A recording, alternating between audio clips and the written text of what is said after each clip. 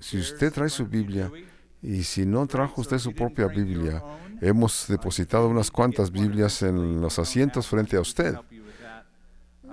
Y si no, la próxima vez, antes de entrar aquí, vaya a la librería, y allá hay muchas Biblias en la librería. Es el portal de Salomón, Solomon's Porch. Ya me entramos en la temporada de la Cuaresma por muchas iglesias. Cuando yo era niño, el miércoles de ceniza, y yo era un joven, se me ponían cenizas en mi frente por ese rito tradicional donde yo crecí, que se llamaba, los católicos romanos le llaman miércoles de ceniza. Los católicos, los bautistas solamente se dicen miércoles de Cuaresma, pero es oficialmente el primer día de la temporada de la Cuaresma. La idea de las cenizas es poner una marca de contrición o humildad, de veras, una humildad que la muerte va a venir, y para prepararnos para el evento del Viernes Santo. Pero Pablo está diciendo que un hombre estima un día de un modo y otro día de otro modo, pero todos tienen, así que depende de ti. Bienvenidos a esta temporada de Cuaresma, donde celebramos la gran celebración de la resurrección. Entonces, yo diría, hoy estamos en el capítulo 11, pero quizás me he comprometido demasiado.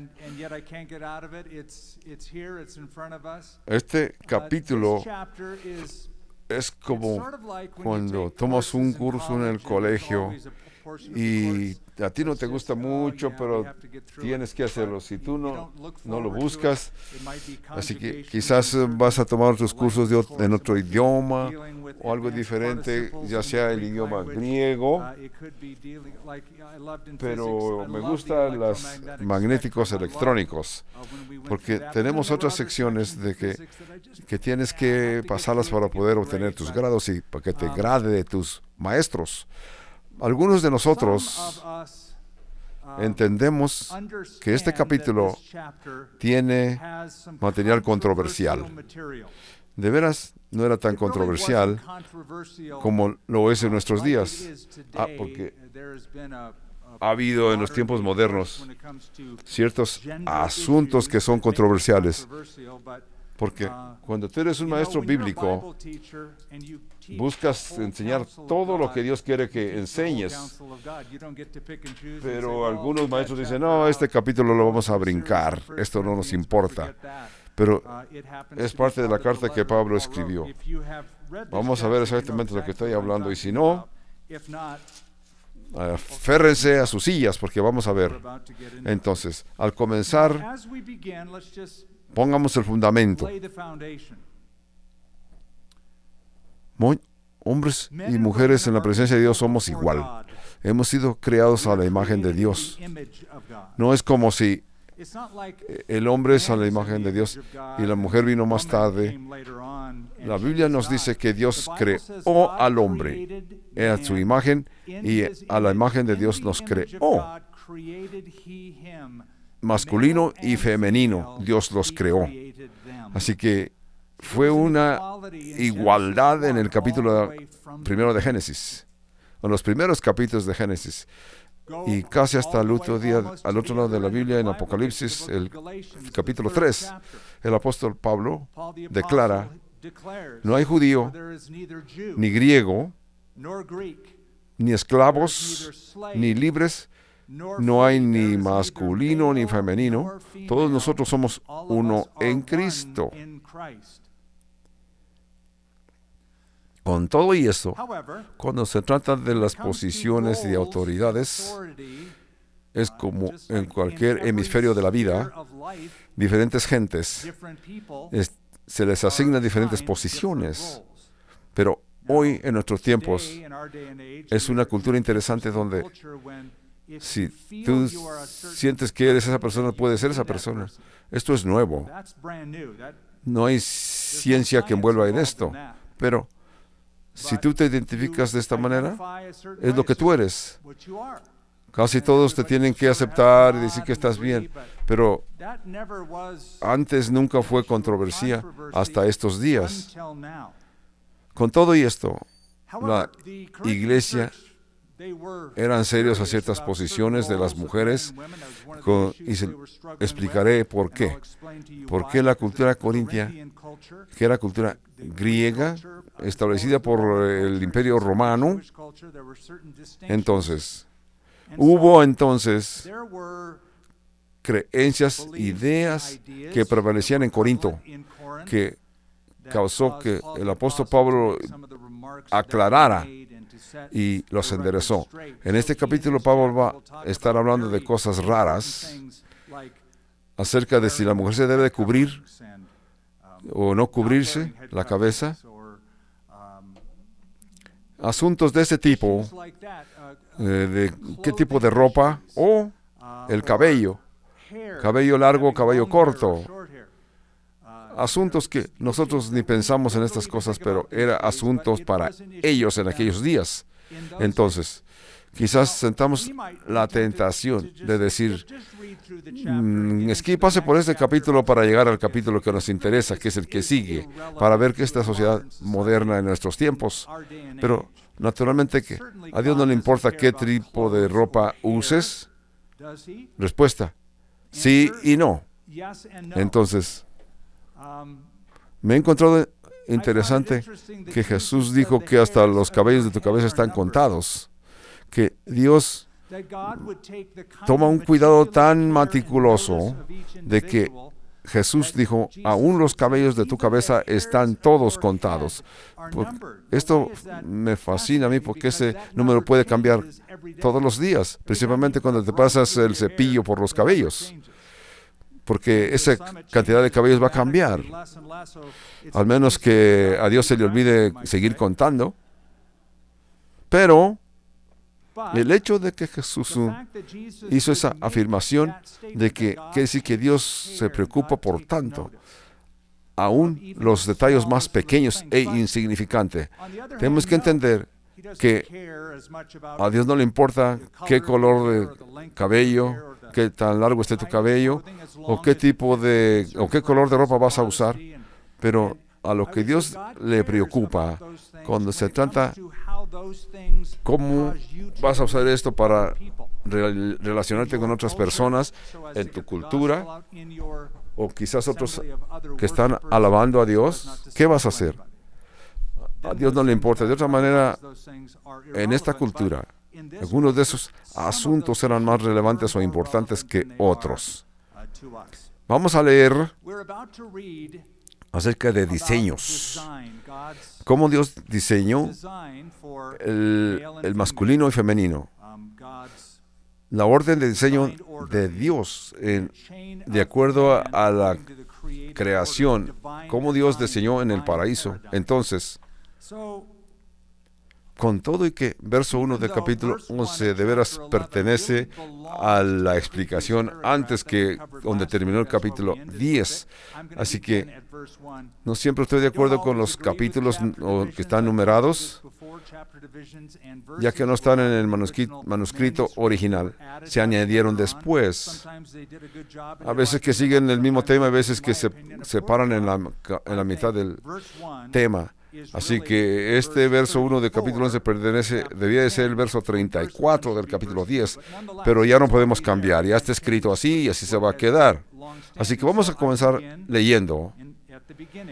Cuando Pablo dice, sed imitadores de mí, así como yo de Cristo.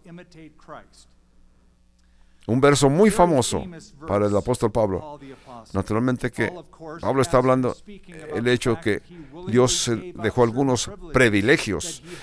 Pablo dejó algunos privilegios para enseñar el Evangelio.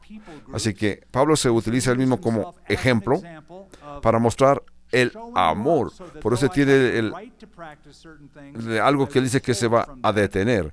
Por eso Pablo dice, ser imitadores de mí como yo soy imitador de Cristo. Yo creo que esto es una cosa bien significante para los creyentes, porque esto nos va a empujar, a llevar a decir esto, porque muchos de nosotros decimos, no me mires a mí, no me sigas a mí, yo estoy todo corrompido. Pablo no hacía eso. Pablo al contrario decía, no soy perfecto, pero yo les voy a mostrar lo que quiere decir ser cristiano en Cristo. Síganme a mí, imítenme a mí, hagan lo que yo hago. Es lo que dijo Pablo. Imítenme a mí así porque yo imito a Cristo. Verso 2. Os alabo, hermanos. Precisamente cuando escribió a los Corintios y decir estas palabras, Pablo para los hermanos, de veras, Pablo dice, yo quiero que sepan que yo los estimo porque ustedes son gente admirable. Os alabo, hermanos, porque en todas las te acordáis de mí y detenéis las instrucciones tal como las entregué. Tradiciones. Pablo está diciendo, la idea de las tradiciones son ordenanzas, preceptos, doctrinas de las Escrituras. Esas se las recargaba a la iglesia, con todo que en otras áreas estaban corrompidos, pero era una doctrina significante. El único problema doctrinal que a la iglesia de Corinto no creían acerca de la resurrección. Por eso es que en el capítulo 15 Pablo les explica en detalle. Así que había polémicas acerca de la doctrina de Pablo, igual como en otras iglesias. Así que Pablo los alaba porque ellos recordaban a Pablo. La idea era que ustedes se han recordado de mí en estos asuntos. Recuerden, le habían escrito una carta a Pablo. Es como el capítulo 8 y varios otros capítulos comienzan. Pablo les contesta, les dice, acerca de las cosas que ustedes me escribieron, principalmente capítulo 7. Entonces, obviamente, según los capítulos que siguen después del capítulo 7, Pablo va a tratar asuntos que los corintios le explicaron. Por eso Pablo le dice, los alabo y les recomiendo que continúen aprendiendo las cosas en la forma correcta. Esos preceptos así como yo se los enseñé. Notemos algo acerca de Pablo. Pablo les dio preceptos, principios, pero también les dio ejemplos, como este aquí. Imítenme a mí como yo imito a Cristo. Les dio principios de que también les mostraba cómo practicar, cómo les enseñaba, cómo practicar principios y prácticas. Les quiero decir, déjenme mostrarles lo que deben de hacer. Porque algunos dicen claramente y con razón que prefieren ver un sermón que oír un sermón predicado. Pablo predicó sermones y también caminó lo que les enseñaba. Recordarán que Pablo estuvo en Corinto como 18 meses, 1 año y medio, y allí edificó aquella iglesia en Corinto. Veamos el verso 3 de 1 Corintios 11. Pero quiero que sepáis que Cristo es la cabeza de todo varón, y el varón de la cabeza de la mujer, y Dios la cabeza de Cristo.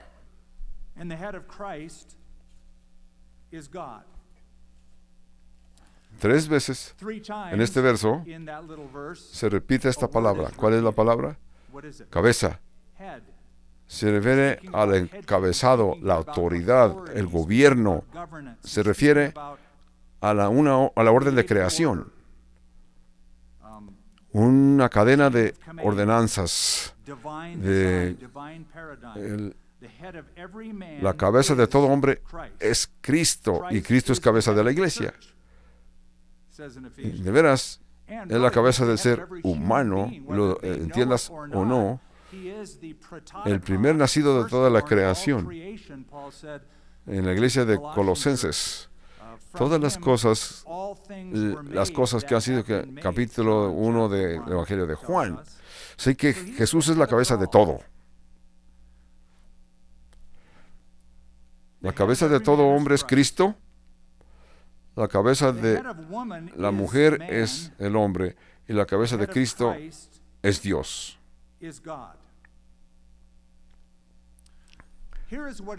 Pablo no está hablando de superioridades o inferioridades. Pablo no está hablando de inteligencia emocional o intelectos. Pablo está hablando de igualdad, no está hablando acerca de la habilidad de unos o falta de habilidad de otros. El hecho es que en todos los ambientes de la sociedad y en todos los ambientes de la realidad, de veras, hay natural y supernatural autoridad y sumisión. Cuando se trata de ciertas relaciones, el hombre tiene que ser hombre. El hombre es el de la autoridad. Él gobierna, él es policía, en las empresas él es el jefe, hay jefe, y tiene una estructura de autoridades. Tiene autoridades sobre las familias, el mismo tipo de autoridad y sumisión entre Dios y la humanidad, y aún entre Dios y Dios mismo, Cristo y Dios Padre. Entonces, vamos a entender aquí lo que está diciendo. Dice, la cabeza de todo varón es el varón, y la cabeza de toda la mujer es Dios. Jesús es Dios Hijo. Se entrega a Dios Padre, con todo que Él es coigual y coeterno con Dios. El Hijo se entrega al Padre, se somete al Padre. El apóstol Padre dijo, Jesús, siendo en misma naturaleza de Dios, en la misma forma de Dios, no logró esto, sino que se humilló a la presencia, se humilló, vino a ser obediente a Dios Padre, aún tan humilde que aceptó la muerte de la cruz. Jesús dijo, yo y el Padre somos uno.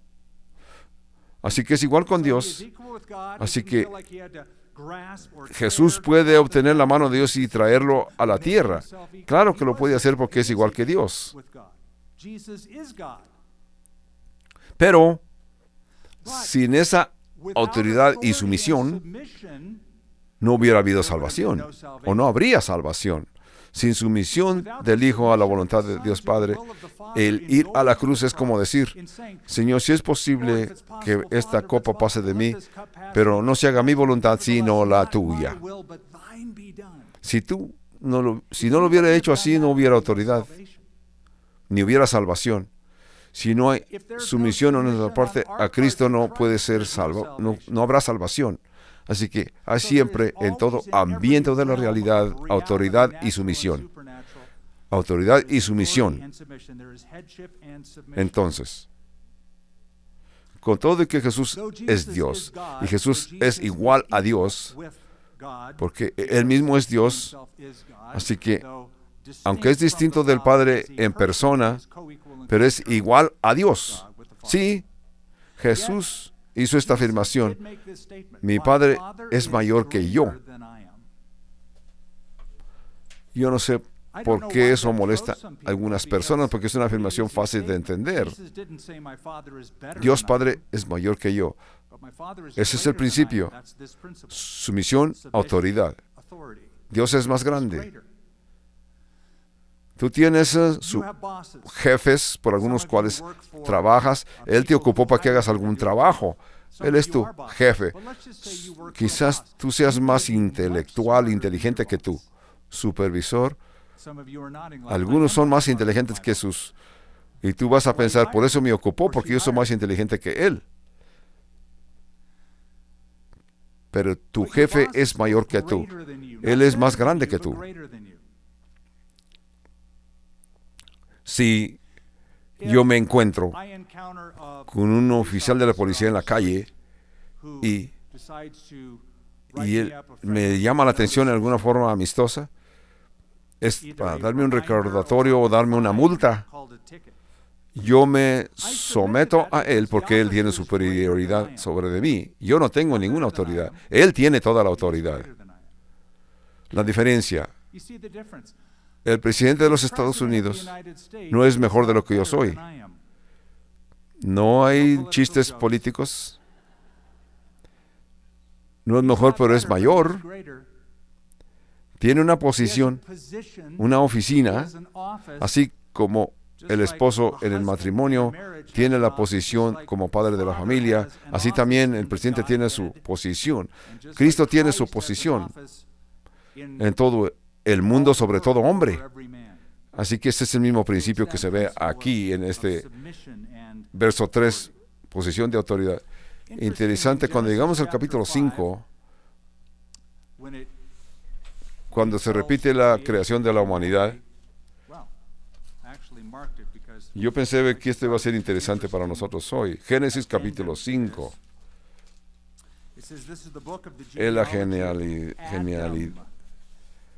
En el día cuando Dios creó al hombre, semejanza de Dios lo hizo. Varón y hembra los creó y los bendijo y los llamó Adán. Los llamó el nombre de ellos Adán. Y los hizo varón y hembra, los creó. Y vio Adán. No era la familia Adán. Dios le llamó Adán. Yo quiero que ustedes sepan que la cabeza de todo hombre,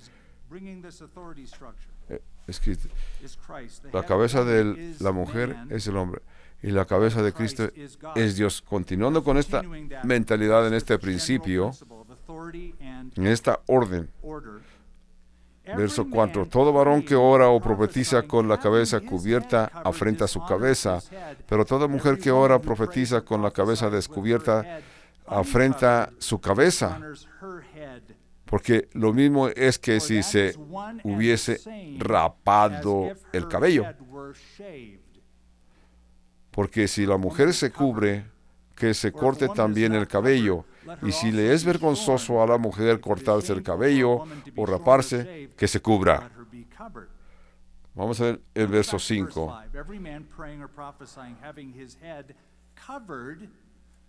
Deshonra su cabeza.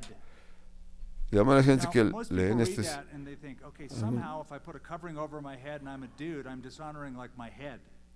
Así que estoy haciendo algo malo, ¿no? Dice, la cabeza de todo hombre es Cristo. Si la cabeza de este hombre es la cabeza, Pablo se refiere aquí, para un hombre en aquella cultura durante ese tiempo, el cubrirse la cabeza deshonraba su cabeza, que es Cristo. Esto no trae alguna explicación. Parece ser que Pablo se refiere a la práctica. De veras, no vino a ser una práctica judía. Ya se inclinaban a ese tiempo.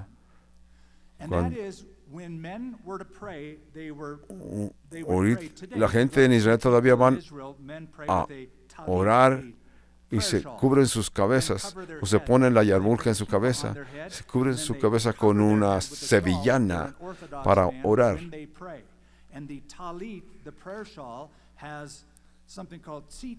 En esa cubierta tienen unas motas que cuelgan del manto que le llaman tzitzit. Y está orando con el tzitzit.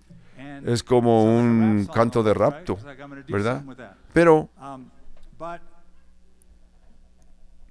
eso nunca fue una práctica judía hasta que vino a ser clarificada casi como el siglo número 3. Durante este tiempo, la gente comenzaron a pensar, necesitas cubrirte la cabeza cuando oras a Dios. Los hombres judíos nunca lo habían hecho hasta que comenzó este movimiento. No hay ninguna dirección bíblica para que el hombre se cubra en todo Esto vino por la idea de que cuando Moisés descendió del monte, se puso un velo sobre su rostro. Entonces, Decían, así como Moisés se cubrió para ser reverente a Dios y honrar a Dios, así que los judíos cobraron a cubrirte la cabeza. No se nos olvide. Vean este pensamiento. Vamos a seguir a Segunda de Corintios. Segunda de Corintios. Segunda de Corintios 3. Dice, verso 7. Y si el ministerio de la muerte, grabado en letras, en piedras de contacto con los hijos de Israel, no podían fijar la vista en el rostro de Moisés a causa de la gloria de su rostro, la cual había de perecer, ¿cómo no será más bien con gloria el ministerio del Espíritu? Porque si el ministerio de condenación fue con gloria, mucho más abundancia es la gloria del ministerio de la justificación, porque aún lo que se fue glorioso no es glorioso en este respecto en comparación con la gloria más eminente, porque si lo que perece tuvo gloria, muchas más glorioso sería lo que permanece. Así que teniendo tal esperanza, usamos en nuestra franqueza, y no como Moisés, que ponía un velo sobre su rostro para que por siempre a Israel no fijara su vista en aquellos si habían de ser aboleado. Había comenzado ese movimiento de que los judíos debían de cubrir sus cabezas, para cubrir sus cabezas, porque de acuerdo a Pablo era un malentendimiento. Lo que Pablo está diciendo, Moisés no se cubrió su rostro para honrar a Dios. Moisés cubrió su rostro por la gloria que relumbraba en su rostro de Moisés, y no quería que la gente vieran ese resplandor. Entonces, si tú oras con tu cabeza descubierta, están deshonrando tu cabeza a Cristo, porque de acuerdo con Pablo, el velo había sido quitado en Cristo. Ya no necesitamos esa tradición. Ven, así como estás, así como Dios te ha creado, no tienes que cubrir tu cabeza. Y si lo haces, estás diciendo que estás deshonrando a tu cabeza. Y yo creo que es la referencia aquí. En contraste, el verso 5. Toda mujer que ora y profetiza con su cabeza no cubierta está deshonrando su cabeza. Porque esa es la mujer que no cubre. Porque el varón no debe de cubrirse la cabeza, pues es el mejor. Verso 6. Entonces, qué bien. En aquellos días y en aquella cultura, las mujeres casadas, buenas mujeres, todas salían de su casa al público cubriendo su cabeza. Las únicas mujeres que no se cubrían con un velo o una cubierta eran típicamente prostitutas. Durante la cultura greco-romana, en Corinto había muchas prostitutas por la diosa Afrodita que estaba en aquel templo. Profetisas ahí descendían sin cubrirse con el velo y descubrían su cabello para mostrar lo bueno que tenían. Cuando ellas se cubrían, cuando no se cubrían, dicen, yo no le pertenezco a nadie, estoy libre. Y este era típico ir al Medio Oriente. Hay una modestia moderna. Los turistas americanos se les dice que los hombres necesitan cubrirse las rodillas, las mujeres necesitan cubrirse sus hombros. En aquellas culturas, las mujeres se cubren sus cabezas y los religiosos también se cubren sus rostros con esa manta que le llaman nakiv, dando a entender, el único que me voy a descubrir es a mi esposo. Es el mismo tipo de cultura que practicaron hace 2000 años en esas partes del mundo. Yo estoy convencido de que Pablo está escribiendo esa cultura daría las mismas advertencias a aquella cultura occidental. Porque Pablo hizo aquella afirmación. Hoy no se está haciendo las mismas afirmaciones entonces. Verso 6. Porque si la mujer no se cubre, que se corte también el cabello. No solamente era la idea de las prostitutas se cubrieran, sino que había en Roma, en la cultura romana, en la sociedad greco-romana, ya había movimientos feministas, donde las mujeres, en aquella era, tú puedes leer libros históricos, las mujeres se encerraron en una ocasión en el Coliseo para protestar, pero las mujeres se cortaban el cabello corto. La afirmación era, soy igual que un hombre. En los años 1960, acá se descubrían las mujeres en los años 1960. Pablo reconoce que hay la tendencia en esta cultura,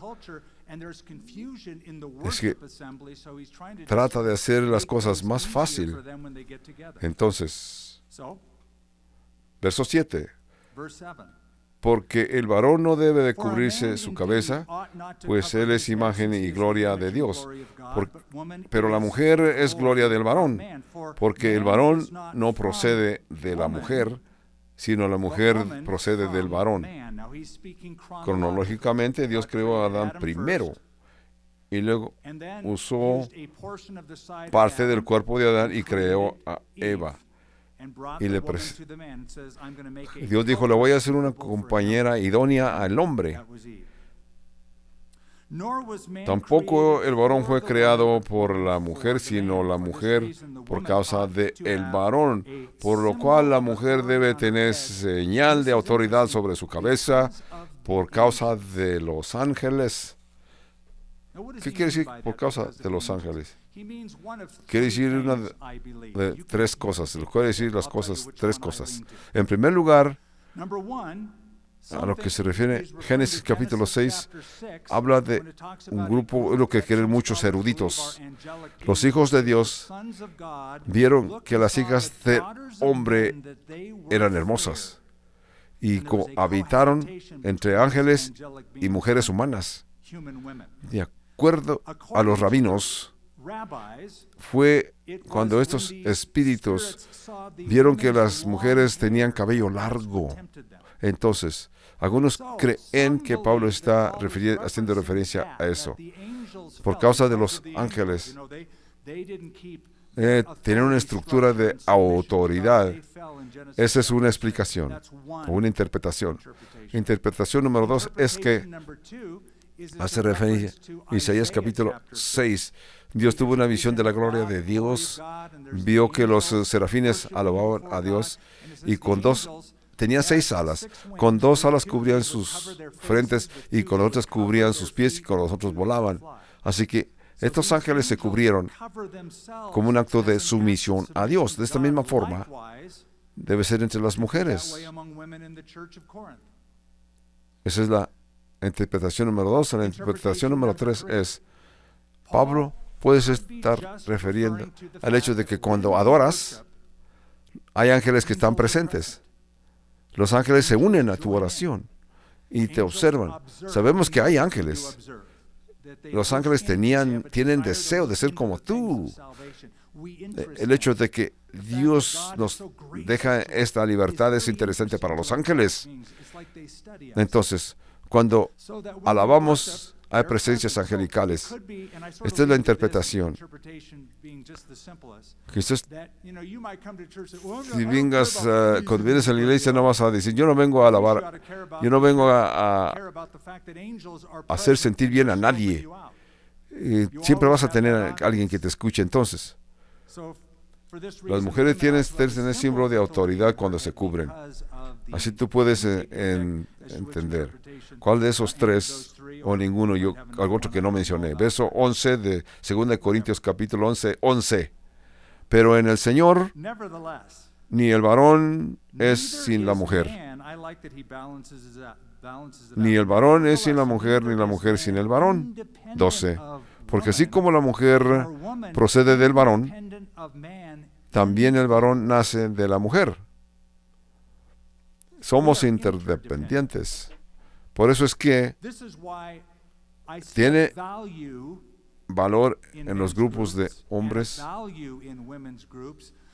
Veo un valor superior cuando el hombre y mujer se unen para compartir en la familia el uno con el otro. Es una interdependencia. Verso 12. Porque así como la mujer procede del varón, también el varón nace de la mujer. Pero todos procede de Dios.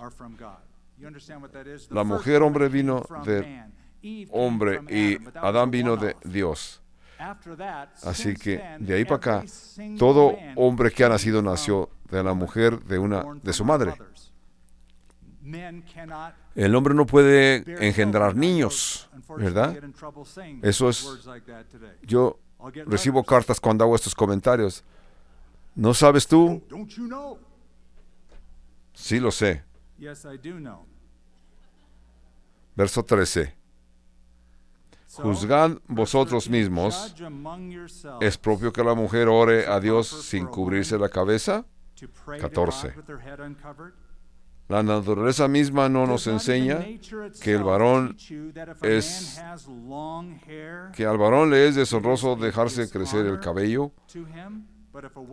Por el contrario, la mujer dejarse crecer el cabello es hermoso, porque en lugar de el velo le es dado el cabello. Aquí Pablo está haciendo referencia a las creencias greco-romanas en parte. Esta parte lo dice porque ya sea cultura griega o judía, toda cultura, la mayoría de las culturas, la mayoría de los hombres tienen cabello más corto que las mujeres, casi siempre. Pero hoy no es gran dificultad, pero en aquellas culturas, y veamos por qué, las mujeres tienen un cabello más largo y más fuerte que los hombres. Por eso es que dejan que su cabello crezca. Se crece y se cae. Y los hombres, por la presencia de testosterones, el cabello crece más rápido y se cae. Ese estrógeno permite que el cabello crezca más. Así que el hombre puede crecer cabello, pero no igual que la mujer. Entonces, esa es la naturaleza. Por eso es que la naturaleza misma nos enseña. Recuerden el movimiento Jesús en California, cuando esto vino a ser un gran problema. Los pastores de nuestra área en California, de veras, vinieron a nuestro pastor. Gente como yo venir a la iglesia con cabello largo.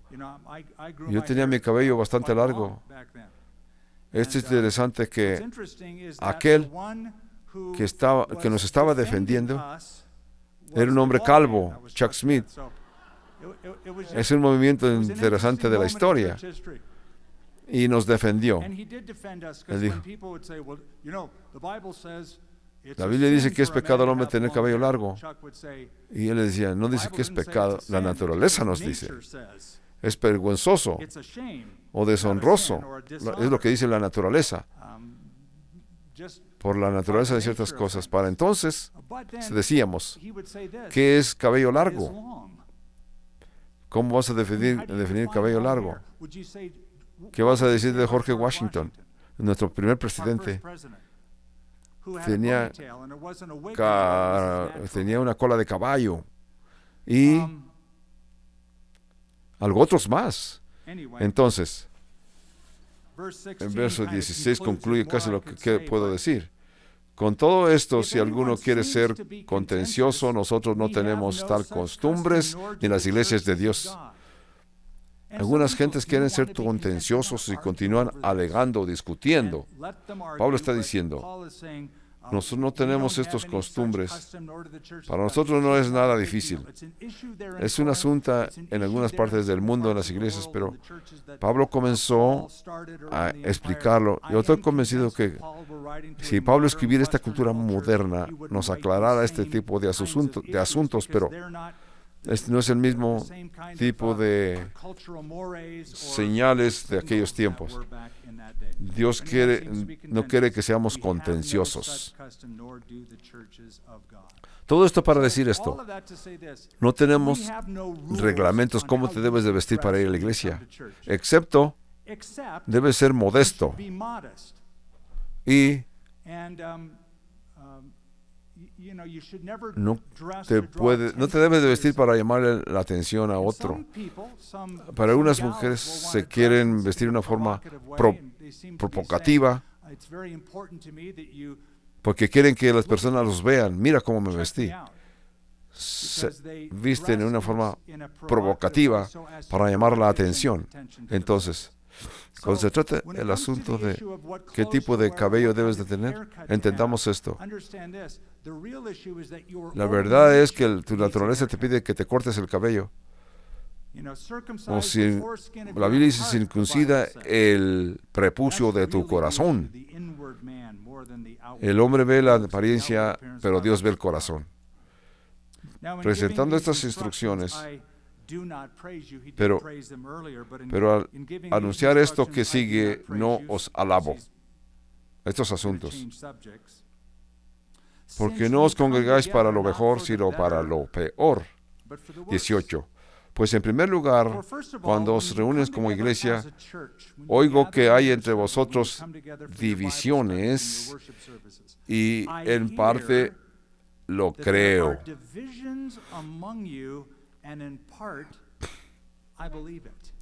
Sabemos que había divisiones en las iglesias. Capítulo 1 nos lo explica. La casa de Cloes le escribió a Pablo diciendo de que había divisiones en la iglesia local en Corinto. Unos decían que eran seguidores de Pablo, otros seguidores de Apolos, otros decían que eran seguidores de Pedro. Y otros dijeron, yo soy seguidores de Cristo. Pablo dice, todos ustedes son carnales. Entonces, nos regresa para explicar que no solamente hay pequeños grupos que seguían las enseñanzas en particular de los apóstoles, pero al contrario, cuando se reunían para la adoración, tenían una fiesta que hace 2000 años que se llamaba la fiesta Agape. Una fiesta Agape es como nosotros, es un palak. O sea que todos nos reunimos para comer, todos y cada uno de nosotros traemos alguna comida para compartir los unos con los otros. Eso es lo que vamos a ver aquí. Oigo que hay divisiones entre vosotros. Esto quiere decir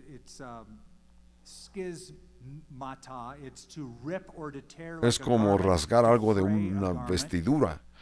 Por eso pues dice, en parte lo creo, porque entre vosotros divisiones y en parte lo creo, porque es preciso que entre vosotros haya decisiones para que se hagan manifiestas entre vosotros las cosas, los que son aprobados.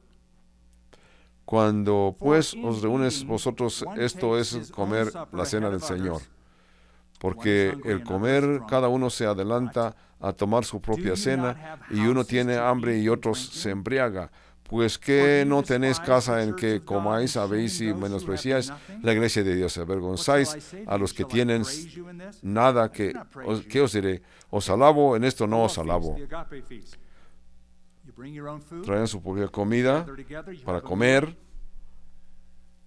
La fiesta de amor culminaba tomando los elementos para la cena del Señor. Más de un palak, más de una comida, era la cena del Señor donde comían.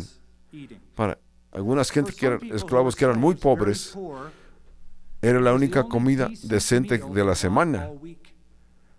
Estaban ansiosamente esperando con esa anticipación. Aquel día o la tarde la iglesia se reunía para tener una fiesta ágape y participar de la cena del Señor. El problema es que algunas de las personas más ricos traían sus canastas bien surtidas, hasta botellas de vino, pero no la compartían con los pobres.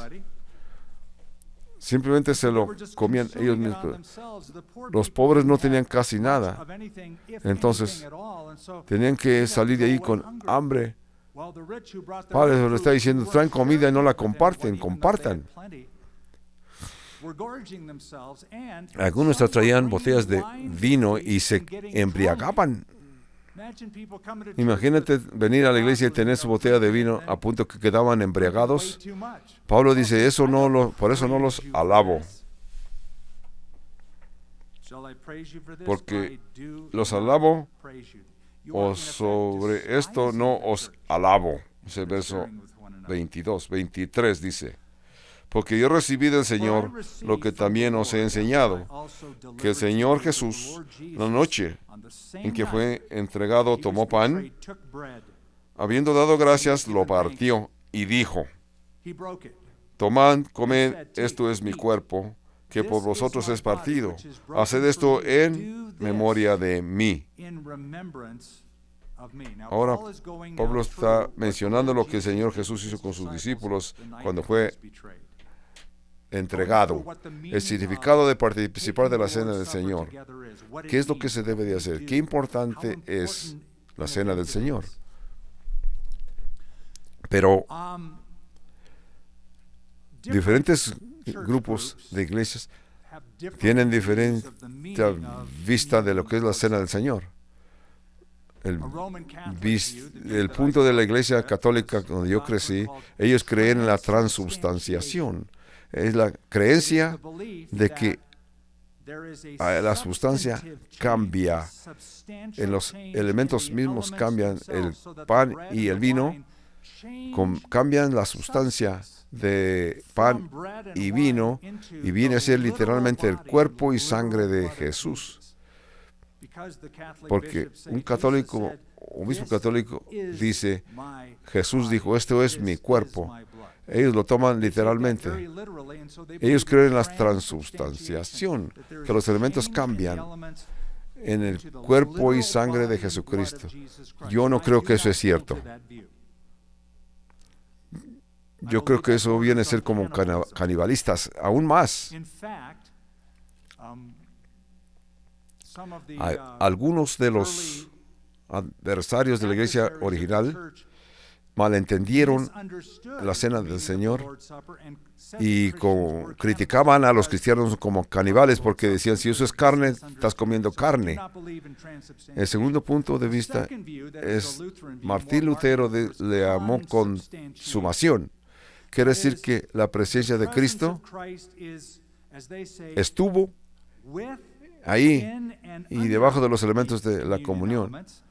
Estaba realmente la presencia del Cristo resucitado con los elementos que estaban participando para la comunión. De veras no vienen a ser, pero están ahí como la presencia de Cristo. Y luego, después de esto, Juan Calvino enseñó de que había una presencia espiritual. Casi suenan igual, pero uno es diferente al otro. Y había otro reformador que se llamó reformador. Cree lo que la mayoría de los protestantes creen hoy. Todo es emblemático. No hay presencia de Cristo de ninguna forma, ni el cuerpo, ni carne, ni sangre de los elementos, pero al contrario, es emblemático. Refiere, nos lleva a entender. Esto nos recuerda lo que Jesús hizo en la cruz, ni más ni menos que esto. Este es el pasado que estamos viendo. Dice, verso 23, porque yo recibí del Señor lo que también os he enseñado, que el Señor Jesús, la noche que fue entregado, tomó pan. Nosotros estamos esperando al Señor. El Señor nos enseña a librar lo que recibimos del Señor mientras lo estamos esperando. Luego nos lo entregó para que nosotros lo reconozcamos. Verso 24. Pablo dice, yo lo hice. Y habiendo dado gracias, partió y dijo, tomad, comed, esto es mi cuerpo, que por vosotros es partido. Haced eso en memoria de mí. Entonces, en primer lugar, cuando participamos de la cena del Señor, ¿qué hacemos? ¿Estamos viendo el pasado? Tomamos estos elementos recordando, trayendo a nuestra mente lo que Jesús hizo por nosotros. Estamos recordando la crucifixión. Estamos viendo el pasado. Es interesante también que Jesús nunca dijo: edifiquen un edificio grandísimo para mí, un mausoleo. Jesús dijo, ni tampoco Jesús, edifiquen un monumento donde yo prediqué el sermón del monte. La única cosa que yo quiero que ustedes hagan es que eleven un memorial recordándome a mí en este acto. Tomen pan, tomen vino. Cuando lo hagan, recuerden lo que yo hice por ustedes. Esa es la clave. Ese es el recordatorio de que se refiere. Haced esto en memoria de mí. En segundo lugar, 25. Asimismo tomó también la copa después de haber cenado, diciendo: esta copa es el nuevo pacto en mi sangre. Haced esto todas las veces que lo bebiereis en memoria de mí. Vemos el presente, vemos la copa. Yo creo que la relación para Dios debe ser en tiempo presente. Muchos cristianos dicen: yo recuerdo cómo era, aquellos días en la antigüedad, esos días buenos. Yo recuerdo esa intimidad que yo tenía con Cristo, qué hermoso era. ¿Y por qué ahora? ¿Qué te detiene? ¿Estás caminando con Cristo o no? ¿Cristo te está hablando o no te habla Jesús como antes? Tu relación con Dios es una experiencia en el pasado, sino que tú lo puedes traer al tiempo presente. Este es lo que te gobierna. Es una realidad presente. Debe ser una realidad presente. La vida cristiana debe de ser con todas tus experiencias del pasado y nunca de haber como un poste que te detenga, sino que debe haber puntos de referencia, extenderte más y más al futuro. Vemos el pasado, vemos el presente. Verso 26 dice: vemos el futuro. Así que todas las veces que comáis este pan y bebiereis esta copa, la muerte del Señor anunciáis hasta que venga. Cuando participamos de la comunión, es como Pablo está diciendo: se están equivocados. Están pensando en ustedes mismos. Debemos decirle lo que es la cena del Señor. Vean el pasado, vean el presente y vean el futuro. Cuando participas de la cena del Señor, recuerdas que lo que Jesús dijo. Cuando tomó los elementos en la última cena, tuvo una copa y dijo: no beberé de la fruta de la vid hasta que la beba con ustedes en el reinado de mi Padre. En esencia está diciendo: yo regreso. Y que si cuando participamos de la cena del Señor, esperamos que Jesús regresará. Eso es en el futuro. Verso 27. De manera que cualquiera que comiere este pan o bebiere esta copa del Señor indignamente será culpado del cuerpo y la sangre del Señor. Por tanto, pruébese cada uno a sí mismo y coma del pan y beba de la copa, porque el que comiere bebe indignamente sin discernir el cuerpo del Señor, juicio come y bebe para sí, por lo cual hay muchos enfermos y debilitados entre vosotros y muchos duermen. En punto número 4 vemos nuestro interior. Vemos nuestro interior. Vemos el pasado, vemos el presente, vemos el futuro.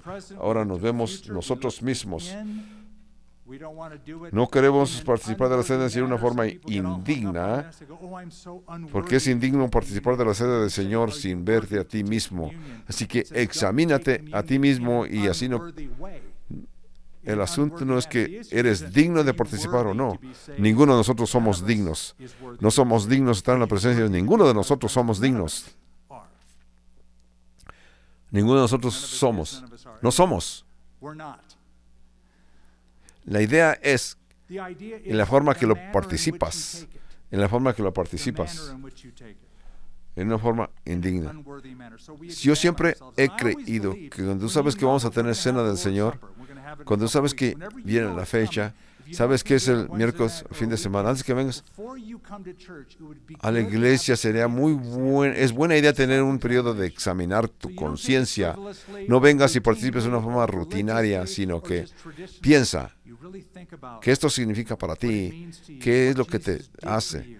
Hay algunas áreas de tu vida que tienes que limpiar y lo haces en cierta forma que sea adecuada para que te recuerdes tu pasado. Así que nos examinamos a nosotros mismos. Verso 28. Fue Sócrates el que dijo, una vida que no se examina no vale la vida beberla. Cualquier persona que participe de la cena del Señor, queremos examinar nuestros corazones, estar correctos en la presencia de Dios, regresar a la cruz.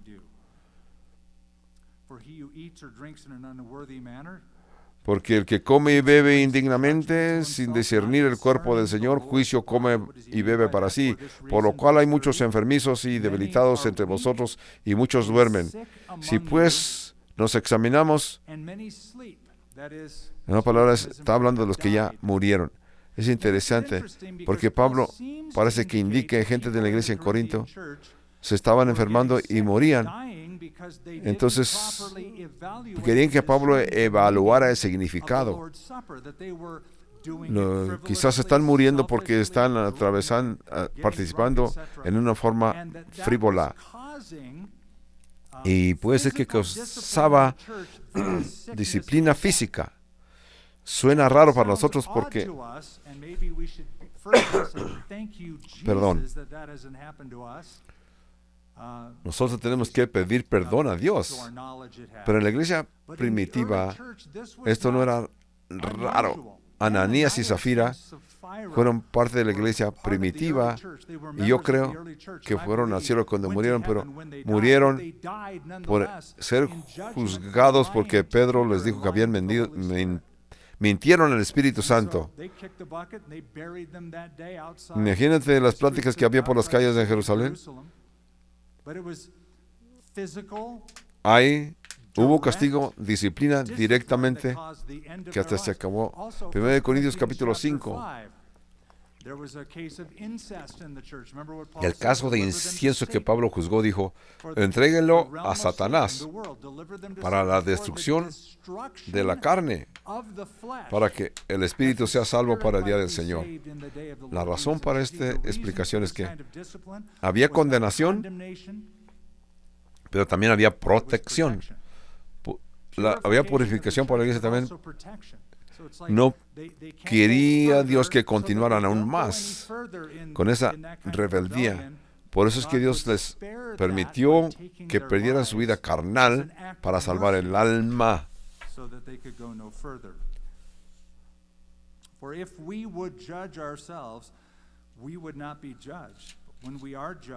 Porque por esto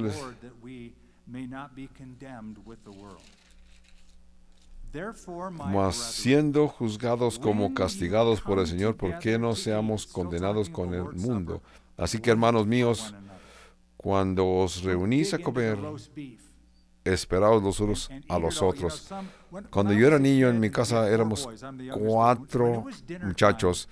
Cuando llegaron a hablar de la cena, cuando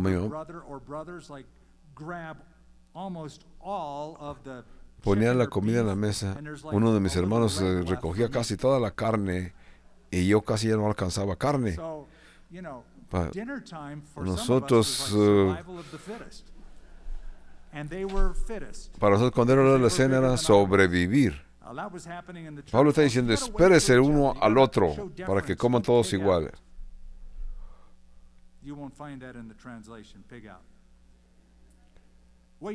Si alguno tuviere hambre, coma en su casa, para que no os reunáis para juicio. Las demás cosas las pondré en orden cuando yo fuere a ustedes.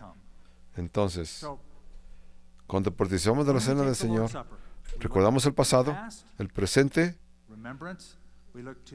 tenemos una relación del pacto, pensando que Jesús regresará. Vemos nuestro interior, a ver cómo está nuestra vida, para considerar a nuestros hermanos y hermanas. Los esperamos para mostrarles ese amor de Cristo. Una comida familiar o cena familiar. Primero Juan 4 dice, Dios nos amó a tal punto, si nos amamos los unos a los otros. Me alegro que este capítulo 11 ya pasó. Está aquí en nuestras escrituras, ya lo hemos estudiado. Es una parte de la escritura que yo no me gozo en explicar. Así que vamos a ver qué viene en el futuro. Y el que sigue es hermoso. Hay otro asunto que le hicieron pregunta del apóstol Pablo es grande. Los dones espirituales dentro de la asamblea. Acerca de los dones espirituales, hermanos, no quiero que sean ignorantes. Capítulos 12, un poco de capítulo 3, capítulos 3, 14, habla de los dones espirituales en las asambleas, porque algunos lo abusaban los dones espirituales en las iglesias de Corinto. Y ustedes van a quedar admirados cómo no ha habido muchos cambios desde que Pablo escribió.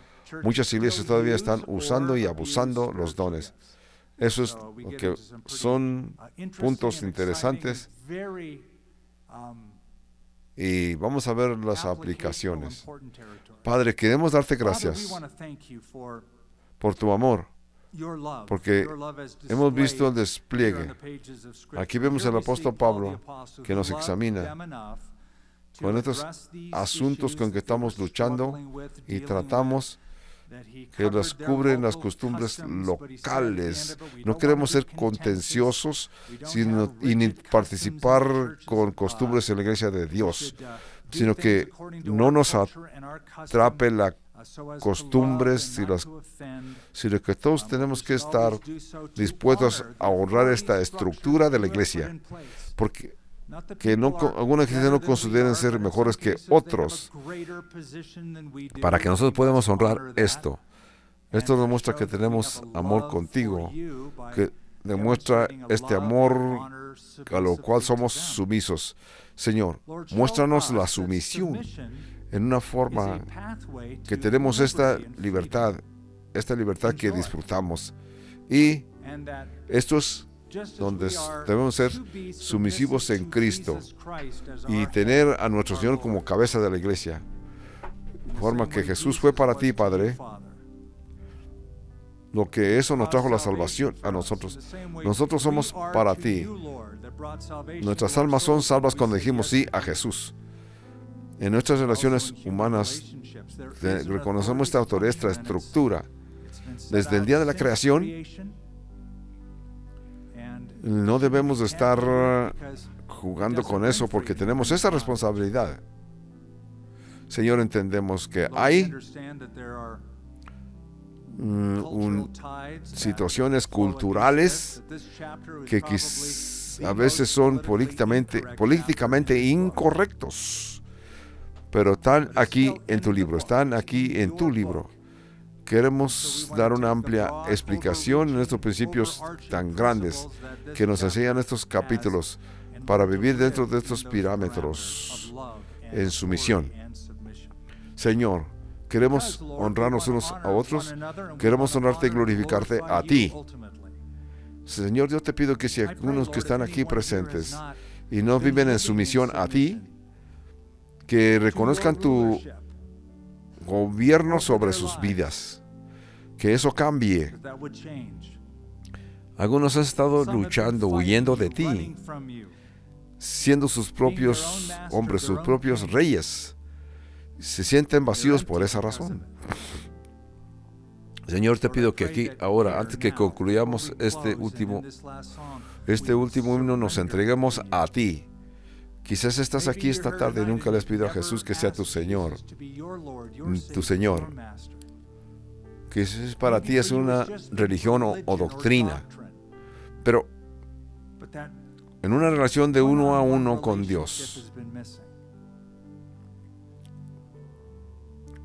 si tú deseas descanso verdadero,